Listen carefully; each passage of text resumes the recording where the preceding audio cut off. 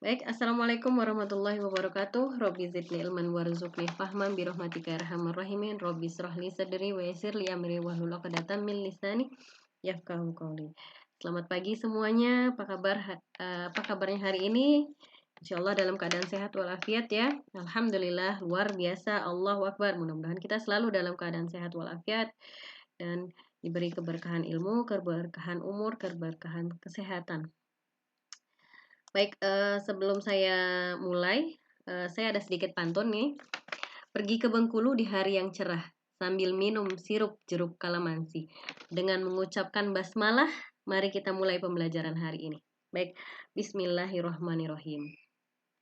Nah, sebelum saya masuk ke mata kuliah, ya, mata kuliah hari ini, pembelajaran hari ini, saya ingin memperkenalkan diri. Nama saya Alia Sahab. Saya S1 di Teknik Kimia Unsri, S2-nya juga di Teknologi Energi Unsri juga. Kemudian saya salah satu peserta dari pelatihan pekerti gelombang kelima, ya. Saya berasal dari Semarang, Jawa Tengah.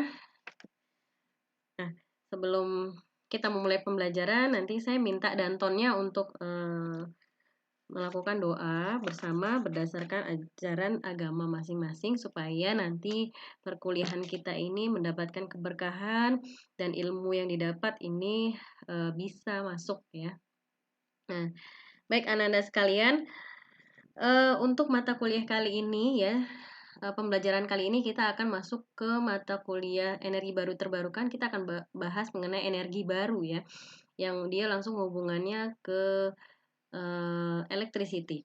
Nah, di sini sebelum saya masuk ke pembelajaran, saya ingin memberikan satu video motivasi. Sebenarnya ini video tentang kenapa sih latar belakangnya ya. Kenapa sih sekarang banyak sekali isu-isu tentang energi baru terbarukan? Mungkin kalian bertanya ya. Kalian kan basicnya di teknologi ya, di teknik pengolahan migas ya. Yang basicnya adalah mengolah minyak, crude oil yang kalian olah ya, crude and gas ya.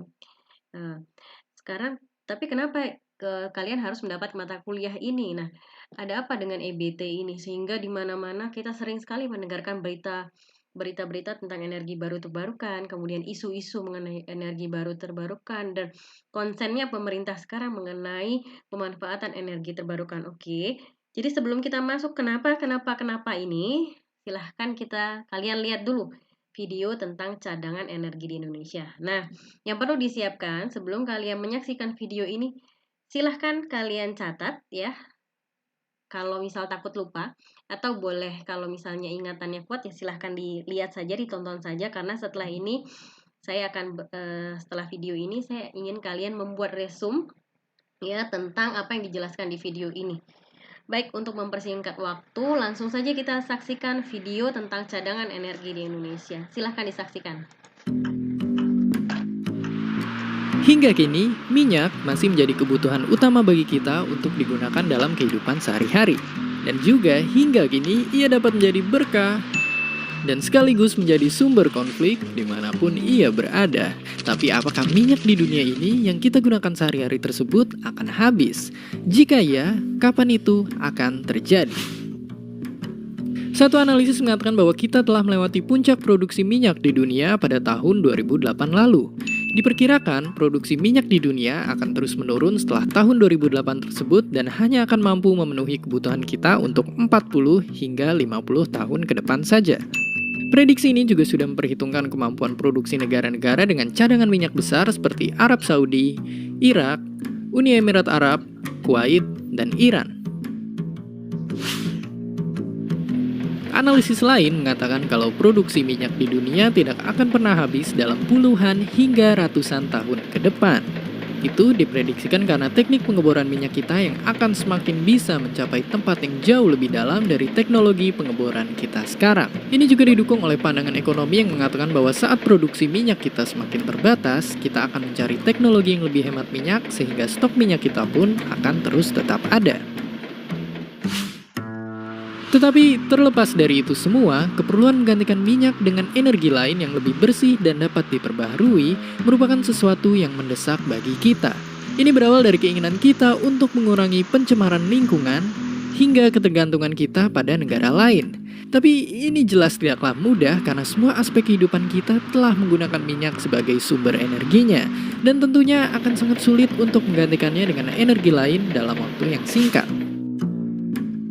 Ya, sekalipun kita tahu bahwa kita pun harus menghemat penggunaan minyak kita sekarang dan berganti ke energi lainnya, tetapi mungkin sementara ini kita bisa mencontoh tukang bakso daerah rumah kita yang terus bisa berkeliling tanpa menggunakan minyak. Dan seperti biasa, terima kasih. Nah, baik anak-anak semua, sekarang tadi kan kalian sudah menyaksikan tentang video cadangan energi di Indonesia ya. Ada dua pendapat di situ, ada yang bilang setuju bahwa ini minyak akan habis nih. Jadi mau nggak mau, suka nggak suka, siap tidak siap, kita harus pindah, kita harus konversi, cari energi lain yang untuk menggantikan minyak. Ya salah satunya itu energi baru terbarukan. Tapi ada pendapat kedua yang mengatakan bahwa energi minyak ini, crude oil ini tidak akan habis karena kita akan memperbarui teknologi, ada teknologi terbaru nanti yang akan muncul. Kemudian ada juga cara-cara atau alat-alat baru yang akan menghemat penggunaan minyak. Nah, nanti kalian akan saya bagi ya. Silahkan kalian nanti memilih dari video yang kalian tonton ini. Silahkan membuat resume. Nanti di situ akan saya pilih. Ada di bagian manakah kalian? Ada di kelompok yang setuju dengan minyak ini akan habis, atau di kelompok yang tidak setuju bahwa minyak ini tidak akan habis, bahwa nanti akan ada teknologi-teknologi baru. Nah, silahkan perkuat dengan teori-teori kalian sendiri, dengan argumen-argumen kalian, ya, dibuat di paper itu, nanti akan saya kasih waktu, dan nanti di 20 menit sebelum kita selesai perkuliahan, kita akan bahas ini ya, kita akan diskusikan ini. Jadi, nanti akan kalian buat resumnya ya. Nah, baik, anak-anak sekalian, saya lanjut ya. Oke, maaf. Nah, di mata kuliah ini ya, pertemuan kita udah hampir pertemuan terakhir, udah pertemuan ke-14 ya. Kita akan membahas tentang energi baru yang basicnya ini ke electricity. Nah, metode pembelajaran, sebelum saya menyampaikan tentang proses pembelajaran hari ini, saya ingin menyampaikan metode pembelajaran kita. Metode pembelajaran kita hari ini saya bilang project based learning. Kenapa project based learning? Karena di sini saya tekankan adalah kalian di akhir perkuliahan ya, di akhir penjelasan saya, kalian nanti bisa membuat proyek ya, membuat proyek dalam bentuk market mini pilot plan berdasarkan energi yang kalian pilih nanti. Nah, sebelumnya saya akan menyampaikan dulu apa sih tujuan pembelajaran kita hari ini. Yang pertama, saya berharap ketika setelah saya menyampaikan pembelajaran ini, kalian bisa menjelaskan prinsip kerja dari energi baru terbarukan. Ya, baik itu energi geotermal, energi air, energi angin, solar cell, dan energi kelautan. Kemudian yang kedua, saya harap kalian tuh mampu mengidentifikasi jenis energi baru terbarukan yang paling potensial untuk diterapkan di Indonesia. Nah, inilah yang nanti menjadi pilihan kalian untuk membuat project ya. Kemudian yang ketiga, ini yang paling penting karena tugas project ini menjadi 50% dari semua total tugas. Jadi kalau kita punya 10 tugas, maka 1 sampai 9 itu totalnya 50%, tapi satu tugas ini porsinya atau poinnya ya 50%. Jadi dia setengah dari semua tugas nilainya ya. Nah, jadi yang terakhir ini mahasiswa mampu merancang. Jadi saya harap kalian bisa merancang project dalam bentuk mini pilot plan itu berdasarkan semirip mungkin, sedetail mungkin dengan energi yang kalian pilih ya, sesuai dengan energi yang kalian pilih. Ya. Silahkan kalian melihat, mencari dari berbagai sumber, boleh buat semirip mungkin ya, dengan peralatan-peralatan yang sederhana. Nah, baik, ada pertanyaan mengenai tugas? Kalau ada, silahkan nanti ditanyakan ya. Boleh ditanyakan langsung, boleh juga melalui Zoom chat ya. Baik, saya masuk langsung ke mata kuliah energi baru terbarukan. Pertemuan ke-14 ini kita akan membahas mengenai energi geotermal. Ya, di sini kita lihat ada energi geotermal, kemudian ada energi air, ada energi angin, kemudian ada solar cell, ada energi kelautan, dan ada energi biomass ya. Nah, yang akan kita bahas hanya energi geotermal, air, angin, solar cell, dan kelautan. Sedangkan energi biomass ini kita tidak bahas karena ini sudah kita bahas di pertemuan-pertemuan sebelumnya. Karena ibarat kalau kita lagi makan nih, kalian ini sudah di tahapnya dessert ya. Kalian ini ini makanan menu penutup kalian ya, karena menu utamanya appetizernya itu di awal kita sudah bahas mengenai cadangan, konsumsi, kemudian apa namanya, potensi dari energi, semua energi ya, baik itu fosil maupun baik itu renewable maupun non renewable. Kemudian main cost-nya itu kita bahas mengenai yang energi baru terbarukan yang langsung hubungannya sama background pendidikan kalian, yaitu yang bahan bakunya nabati atau biomass ya. Kita sudah bahas mengenai biodiesel, kita banyak sekali udah bahas biodiesel, kemudian biomass, kemudian bioetanol, itu sudah kita bahas detail ya. Nah, ini penutupnya adalah energi geotermal, air, angin, solar cell, kelautan. Ini hubungannya lebih banyak ke electricity. Memang tidak berhubungan langsung dengan background kalian, tapi ini penting untuk ke depan ya. Jadi ini juga penting untuk kita pelajari ya, karena ini hubungannya sama energi-energi yang sudah banyak dikembangkan di Indonesia ya. Baik, langsung saja saya akan jelaskan mengenai dasar kebijakan. Oke. Nah, sebelum jadi setiap kita mau membuat sesuatu yang baru atau menemukan sesuatu yang baru atau mencari sesuatu yang baru, pasti ada dasar kebijakannya. Nah, untuk energi baru terbarukan juga seperti itu, ada dasar kebijakan dari pemerintah. Dasar kebijakannya itu adalah dalam bentuk kebijakan energi nasional atau kita kenal sekali namanya dengan KEN ya, kebijakan energi nasional yang sudah ditetapkan oleh pemerintah melalui PP nomor 79 tahun 2014, tepatnya 17 Oktober 2014 ya, tentang energi-energi apa yang target-target energi apa yang mau di-up atau apa yang akan di upgrade, apa yang harus mulai dikurangi ya. Karena ke depan energi yang basicnya di crude oil ini lebih untuk pemakaian di industri, sedangkan untuk rumah tangga, untuk otomotif itu akan beralih ke energi baru terbarukan. Seperti itu info yang beredar saat ini ya. Nah, kemudian dasar penerbitannya juga ada di PP pasal 11 ayat 2 Undang-Undang Nomor 30 tahun 2007. Kemudian ada juga di keputusan DPR nomor 1 DPR RI 3 2013-2014. Nah, ini dasar kebijakan dari energi baru terbarukan. Nah, untuk yang kita bahas hari ini untuk kelistrikan itu baurannya yang mendominasi itu adalah batu bara ya 60%. Kemudian ada gas, kemudian ada BBM dan ada EBT ya. Nah, untuk KEN sendiri, kebijakan energi nasional yang sudah ditetapkan oleh pemerintah ya, ini dia mempunyai 4 target ya. Jadi ada 4 target utama dari KEN ini. Ini bisa dibaca di sini nanti ya. Nah, saya langsung jelasin karena yang saya tulis di sini sama dengan penjelasan di gambar ini ya, di diagram ini. Nah, untuk saat ini konsumsi yang paling banyak itu ya, bauran energi yang paling tinggi itu adalah di crude oil. Dia ambil hampir 46%, hampir separuhnya dari semua total energi ya.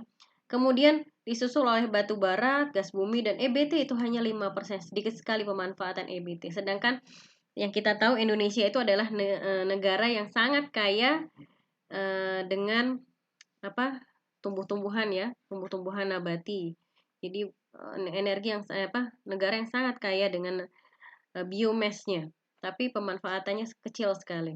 Nah, kemudian targetnya di 2025 ini pemerintah mulai mengurangi crude oil, minyak. Ini dari 46 ke 25%. Ini banyak sekali ya, banyak yang dikurangi. Kemudian batu bara ini meningkat sedikit ya. Tapi kalau kita lihat dari proyeksi, karena ini saya ambil dari 2015 ke 2015, tapi kalau dari 2018 batu bara ini juga dikurangi ya menjadi 30%.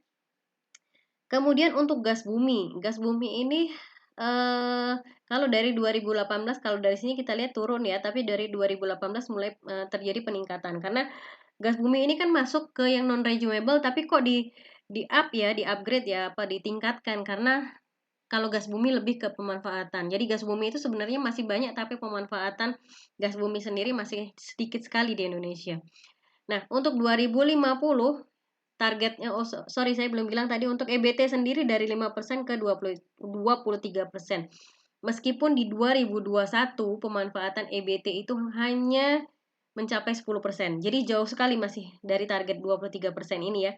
Dari peneliti-peneliti bilang bahwa untuk target EBT ini belum, di tahun 2025 kemungkinan belum bisa tercapai kalau melihat saat ini ya. Tapi kita harap mudah-mudahan ini bisa mencapai target ya. Jadi pemerintah mudah-mudahan benar-benar konsen untuk mencapai target EBT ini di 2025 sampai 23%. Kemudian di 2050 untuk minyak itu turun lagi jadi 20%, batu bara diturunkan dari 23%, kemudian gas bumi masih tetap dinaikkan jadi 24%, dan EBT energi baru terbarukan dari 23 ke 30%. Dan ke depan EBT akan terus ditingkatkan karena banyak sekali risetnya ya, banyak sekali bahan bakunya, tapi pemanfaatannya masih sedikit ya. Nah, sebelum saya masuk ke detail tentang energi-energi ini, saya akan tampilkan video lagi ya. Video ini lebih khusus ke energinya langsung ya, energi baru terbarukan. Silahkan kalian lihat, silahkan kalian tonton, dan nanti jangan lupa di sini juga ada resume juga yang nanti akan berhubungan dengan market kalian. Oke, baik, untuk mempersingkat waktu silahkan disaksikan videonya. Alam Indonesia memiliki sumber daya yang berlimpah. PLN menyadari sumber daya alam ini harus digunakan dengan bijak. Disinilah energi alam kami ubah menjadi energi yang bermanfaat bagi kita semua. Menjadi energi baru dan terbarukan atau EBT. Selama tahun 2017 hingga tahun 2019, PLN telah berhasil menyelesaikan proses pengadaan pembangkit EBT dan telah menandatangani sebanyak 76 kontrak pembangkit EBT dengan total kapasitas terpasang sebesar 1.578 MW. Dengan begitu, kinerja realisasi capaian bauran energi dari pembangkit EBT sebesar kurang lebih 12,36% dari total rencana capaian 23% di tahun 2025 dengan kapasitas terpasang sebesar 27,5 gigawatt. Pembangkit-pembangkit EBT ini akan mendukung kelistrikan di seluruh Indonesia dengan menggunakan energi alam yang beragam, seperti panas bumi, pembangkit tenaga air, pembangkit tenaga angin, serta EBT skala kecil tersebar berupa PLTS, biomasa, biofuel, biogas, dan gasifikasi batu bara. Pengembangan EBT di samping untuk memenuhi kebutuhan tenaga listrik, juga dapat mengurangi tingkat emisi CO2 dengan memberikan skema investasi yang menarik dan harga jual tenaga listrik yang kompetitif. Tantangan dalam pengembangan EBT, khususnya PLTMH, adalah sedikitnya daerah yang memiliki potensi energi yang sangat baik. Sementara peluang biomasa atau biogas masih melimpah di beberapa daerah.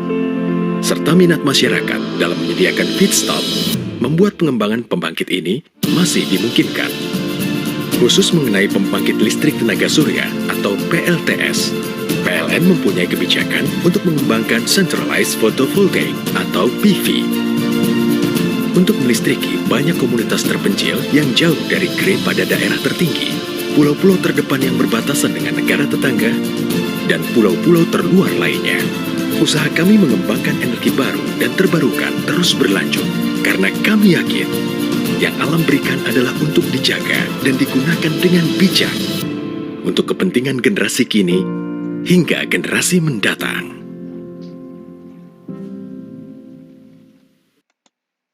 Baik, terima kasih atas perhatiannya. Nah, setelah melihat video ini, kita jadi tahu ya, ada banyak sekali sebenarnya energi baru terbarukan yang belum termanfaatkan ya. Feedstocknya banyak, bahan bakunya banyak, tapi belum termanfaatkan sampai saat ini. Ada pertanyaan, silahkan. Kalau ada pertanyaan, silahkan bisa ditanyakan secara langsung. Atau kalau misalnya tidak mau menanyakan langsung, bisa chat di Zoom ya. Silahkan. Oke. Nah, saya masuk ke ini, nanti saya jelasin secara singkat saja ya, untuk beberapa macam energi. Karena nanti kalian akan lihat sendiri videonya detail. Jadi saya punya video lengkap untuk berbagai macam energi, per energinya, jadi geotermal, air, angin dan sebagainya. Itu nanti bisa kalian download videonya ya di GCR ya, Google Classroom, berdasarkan kelas masing-masing. Silahkan nanti masuk ke Google Classroom-nya masing-masing, cari videonya di situ. Jadi nanti kalau saya maunya energi angin, menurut saya yang paling potensial energi angin, silahkan download di situ di Google Classroom masing-masing ya. Sudah ada videonya, bisa di download di situ. Baik, untuk energi yang pertama itu ada energi geotermal ya. Seperti kita lihat di sini di gambar ini ya, untuk ini detailnya nanti silahkan dibaca sendiri. Nah, untuk energi geotermal ini di Indonesia banyak ya bahan bakunya ya. Jadi di sini katanya energi panas bumi sendiri dihasilkan dan disimpan dari dalam inti bumi. Di Indonesia seperti kita ketahui banyak sekali gunung Merapi ya. Nah, itu salah satu potensi terbesar energi panas bumi di Indonesia ya. Nah, seperti di sini dilihat untuk panas bumi sendiri ya. Nih, panas bumi sendiri di sini juga sudah ada undang-undang yang mengatur tentang energi panas bumi ya. Undang-Undang Nomor 27 tahun 2003. Kemudian prinsip kerja dari energi panas bumi sendiri, yang pertama harus ada resource. Ini mirip seperti ketika kita mau menemukan crude oil ya. Crude oil juga harus ada resource-nya ya. Sumbernya harus ada resource berupa hot rock-nya, batuan panas. Kemudian ada steam atau dia hot water. Jadi bisa dia dalam bentuk steam ya, atau dia dalam bentuk hot water. Jadi nanti kalau dia dalam bentuk steam, nanti pengelolaannya atau prinsip kerjanya ya, prosesnya beda sama dia hot water. Kalau steam berarti dia harus masuk ke generator, kemudian dia ke kondenser ya untuk dijadikan air. Kalau hot water prosesnya beda lagi. Kemudian yang ketiga, dia harus ada reservoir atau reservoir, yaitu bentuk seperti batuan seperti panci berbentuk terbalik ya, dimana dia harus tempat dimana si steam atau hot water ini bisa terperangkap ya. Jadi harus ada perangkapnya berupa reservoir yang berbentuk seperti panci yang terbalik. Jadi hot water atau steamnya ini terperangkap di situ. Kemudian ada quartz rock ya, atau batuan yang melengkung juga ya. Nah, untuk video pembelajaran lengkap detailnya gimana prosesnya seperti yang terlihat di gambar ini bisa kalian unduh di Google Classroom. Nanti tinggal kalian klik saja ini, nanti kalian akan masuk ke Google Classroom masing-masing ya. Atau bisa kalian langsung masuk ke Google Classroom masing-masing, terus kalian lihat video mana, atau jadi di video itu dilihat aja judulnya. Misal kalian mau judulnya energi apa, di situ ada prinsip kerjanya. Kemudian di situ juga ada video lengkapnya ya. Jadi kalian tinggal menambahkan, misalnya ada yang perlu ditambahkan, silahkan kalian mencari lagi referensi-referensi lain. Referensi tambahan ya. Seperti itu. Kemudian ada energi air ya. Energi air ini sumbernya dari air. Seperti kita tahu juga Indonesia itu banyak sekali bahan bakunya atau feedstock air ya. Indonesia adalah negeri kepulauan, jadi banyak sekali ini air. Di sini PLTA yang sudah banyak di Indonesia juga sudah banyak, baik di dia PLTA maupun PLTA yang mini PLTA ya. Sudah banyak. Kalau untuk energi air ini sudah banyak pemanfaatannya di Indonesia ya. Sumbernya adalah air. Ini terlihat seperti di sini ya, ada generatornya, ada powerhouse, ada transmisi, ada transformer. Ya, jadi dia memanfaatkan aliran air. Kemudian energi angin. Nah, untuk energi angin ini dia, kalau angin sendiri adalah udara yang bergerak dari tekanan tinggi ke tekanan rendah. Ya, Indonesia untuk PLT energi angin ini dikenal dengan tenaga listrik Bayu ya.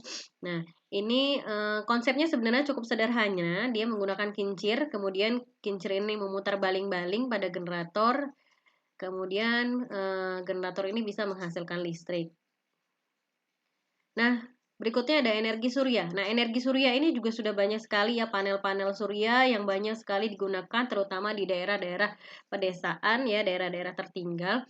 Di daerah perkotaan pun banyak ya yang sudah menggunakan panel surya ini untuk air panas ya, untuk pemanfaatan untuk listrik, pemanas air, kemudian untuk proses industri ya. Karena Indonesia ini negara tropis ya, jadi pemanfaatan energi panas mataharinya itu melimpah. Nah, mungkin yang jadi kendala adalah bagaimana jika musim penghujan. Nah, di sini juga ada ada teknologi-teknologi baru yang di mana panel suryanya ini juga ada yang bisa menyimpan energi. Jadi ketika musim penghujan pun dia masih tetap bisa beroperasi ya. Nanti kalian silahkan lihat lengkapnya ya. Bisa lihat di GCR ya, Google Classroom. Kemudian ada energi kelautan. Nah, energi kelautan ini yang masih sangat sedikit pemanfaatannya ya. Di sini Indonesia lebih dari 70% bagian permukaan bumi adalah lautan katanya ya. Nah, untuk energi kelautan sendiri ini masih sedikit sekali ya pemanfaatannya ya. Mungkin yang baru ada energi pasang surut atau tidal power sama energi gelombang laut atau wave energy. Nah, sedangkan untuk energi panas laut atau ocean thermal energy ini sampai saat ini hanya masih pada penelitian saja. Jadi belum ada belum sampai ke tahap pengembangan atau pemanfaatan secara langsung. Ini masih dalam tahap penelitian. Tapi kalau misal kalian untuk tugas maket nanti mau mengambil ocean thermal ini bagus sekali ya, karena masih sangat jarang sekali untuk mencari. Mungkin kalian mencari referensinya, saya juga dapat referensinya baru sedikit ya, yang mungkin nanti kalian lihat di Google Classroom. Untuk ocean thermal ini nggak terlalu banyak infonya, karena memang ini masih pada tahap penelitian ya. Tapi kalau kalian tertarik untuk mengembangkan ini untuk project market kalian, ini bagus sekali ya. Nah, jadi ada energi pasang surut atau tidal power, ada energi gelombang laut, wave energy, dan ada energi panas laut. Oke. Nah, untuk projectnya sendiri nanti kalian ini untuk waktunya hanya 1 minggu aja. Jadi pekan depan silahkan dikumpulkan. Laporan tugasnya berisi tentang energi baru, jadi berupa tugas, laporan, kemudian slide presentasi ya, minimal 15 slide. Kemudian ada market mini pilot plan dalam bentuk market ya. Jadi di bobotnya untuk laporan 20%, untuk presentasi 30%, dan untuk marketnya sendiri ini nilai tertinggi 50%. Nah, untuk slide presentasi dan marketnya ini nanti kalian harus divalidasi oleh tim profesional ya. Di sini kalian boleh mengambil dosen kalian sendiri yang di bidang energi ya, yang bagian energi. Jadi silahkan cari dosen di bagian energi, di bidang energi di kampus untuk sebagai tim untuk memvalidasi. Kalau dosennya sudah bilang oke, ini sudah oke, silahkan langsung dibuat slide dan minute marketnya. Tapi kalau belum divalidasi atau masih revisi, silahkan kalian menghadap lagi ke dosen tersebut ya, untuk divalidasi. Waktunya ini 1 minggu, jadi 1 minggu ke depan nanti kita akan bahas ya, kita akan presentasi dan kita akan lihat marketnya harus sudah selesai. Baik, kalau ada pertanyaan silahkan ditanyakan langsung, boleh juga dalam Zoom chat ya. Terima kasih, sekali lagi saya ucapkan terima kasih.